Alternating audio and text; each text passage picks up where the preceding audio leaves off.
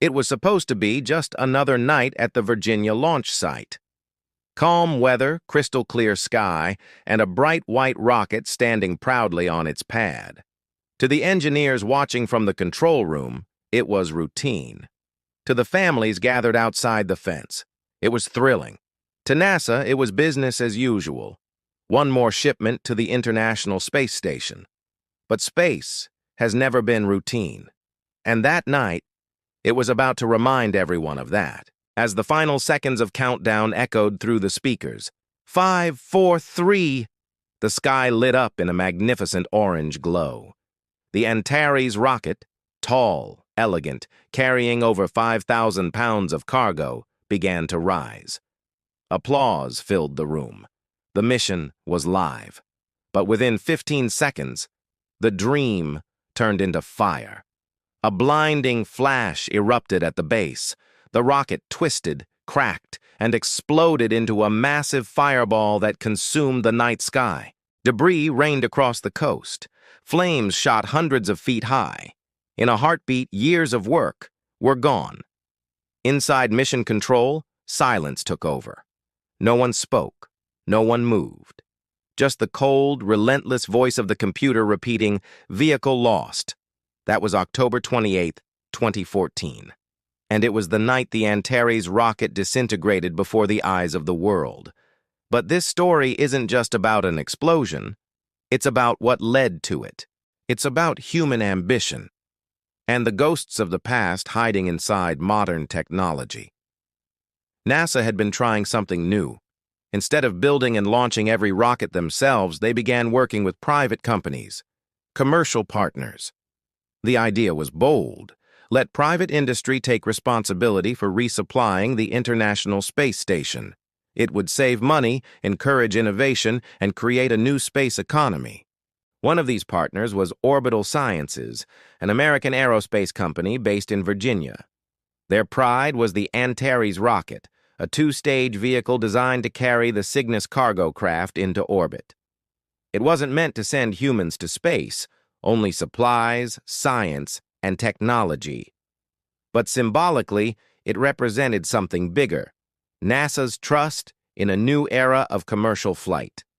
By late 2014, Antares had already completed several successful launches. The engineers were confident. The public was excited.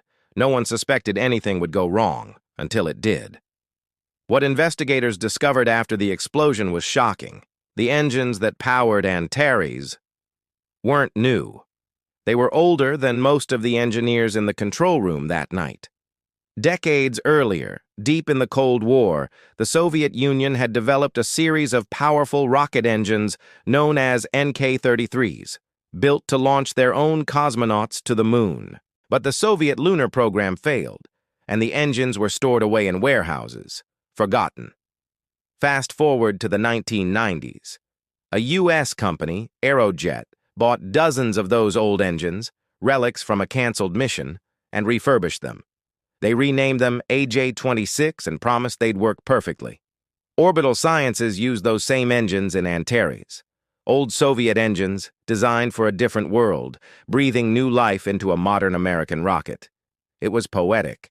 It was bold. It was also dangerous. Because sometimes history doesn't like to be rewritten. After the explosion, investigators from NASA and the FAA combed through hundreds of pieces of wreckage scattered across Wallops Island. They pored over telemetry data, fuel flow graphs, and camera footage. Every second of the launch was dissected, and what they found told a chilling story. A fraction of a second before the blast, one of the AJ-26 engines suffered a turbopump failure. A component inside, the liquid oxygen pump, cracked under extreme pressure. Fuel began leaking, and when oxygen met kerosene, it ignited in an inferno. The engine didn't just fail, it tore itself apart from the inside. It was, as one engineer later described, a mechanical suicide. The real tragedy? This failure wasn't completely unpredictable. Months before the launch, testing data had shown that similar engines were prone to microscopic cracks. One AJ-26 even exploded during a ground test, But those results were treated as isolated incidents, not red flags. Schedules were tight. The next mission had to go up, and so, despite warnings, the rocket flew. That decision turned a known risk into a disaster. In the aftermath, blame began to spread like wildfire. Some pointed fingers at Orbital Sciences for using outdated engines. Others blamed Aerojet for poor refurbishing, and many criticized NASA for approving it all. Behind the politics and press conferences was a deeper truth, a truth that's repeated again and again in the history of flight. When you push boundaries, when you rush to be first, when you ignore small details, the universe finds a way to remind you who's in charge. The Antares disaster wasn't just a technical failure. It was human. The engineers who had watched their rocket explode were shattered. Some stayed silent for months. Others couldn't talk about it without choking up. They had poured their lives into this machine. And in 15 seconds, it was gone. One of them later said, "We didn't just lose a rocket that night. We lost our faith in what we thought we understood. But space doesn't allow you to quit. It demands that you learn, or you stay grounded forever." In the following months, Orbital Sciences made a bold move. They decided to retire the old AJ-26 engines permanently. The Antares rocket would be redesigned, rebuilt, reborn. They partnered with Russian manufacturers again, but this time for RD-181 engines, modern, powerful, and more reliable. The rebuild wasn't just physical, it was emotional.